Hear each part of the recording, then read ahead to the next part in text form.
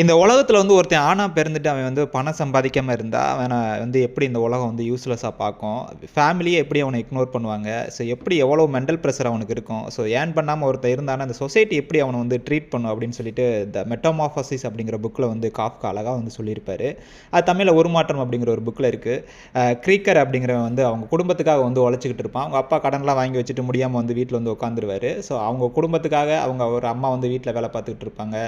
அவங்க தங்கச்சி ஒன்று படிச்சுட்டு இருக்கும். ஸோ இதையெல்லாம் காப்பாற்றணும் அப்படின்னா அந்த பையன் வேலைக்கு போனால் தான் உண்டு. ஸோ இன்னும் ஒரு 6 வருஷம் அவன் வேலைக்கு போகணும். அப்போ தான் அந்த குடும்பத்தோட கடனை அடைக்க முடியும். அதுக்கப்புறம் அவனுக்கு பிடிச்ச வேலைக்கு போகலாம் அப்படின்னு சொல்லிட்டு அவன் காலையில் எந்திரிச்சு சாயந்தரம் வர வேலை பார்த்துக்கிட்டு இருப்பான். திடீர்னு ஒரு நாள் நைட்டு தூங்கி எந்திரிச்சு பார்த்துட்டா பூச்சியாக மாறி இருப்பான் காலையில். ஸோ அவங்க வீட்டில் உள்ளவங்க எல்லாருமே இதுவரை அவனை பார்த்த விதம் வேறு மாதிரி இருக்கும். இனிமேல் அவனை பார்க்குற விதம் வேறு மாதிரி இருக்கும். ஸோ எல்லாருமே அருவருப்பாக, அவங்க தங்கச்சி அருவருப்பாக பார்க்கும். அவங்க அப்பா அடிக்க போவார்.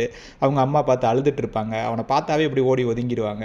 ஸோ கொஞ்ச நாள் போக போக அந்த குடும்பத்துக்கே ஒரு பேர்டன் மாதிரி ஆகிட்டான். அவனை பார்த்துட்டா இவன் எதுக்குடா இருக்கான் அப்படிங்கிறது மாதிரி எல்லாருமே அவங்க அப்பா ஃபீல் பண்ணுவார். அவங்க தங்கச்சியும் சொல்லுவாங்க, இவன் இல்லாமல் இருந்தால் தான் நம்ம நிம்மதியாக இருப்போம். அவனுக்கே தெரியணும் அப்படின்னு சொல்லிட்டு மறைமுகமாக பேசுவாங்க. இதெல்லாம் கேட்டுட்டு அவன் திங்க் பண்ணிகிட்டு இருப்பான்.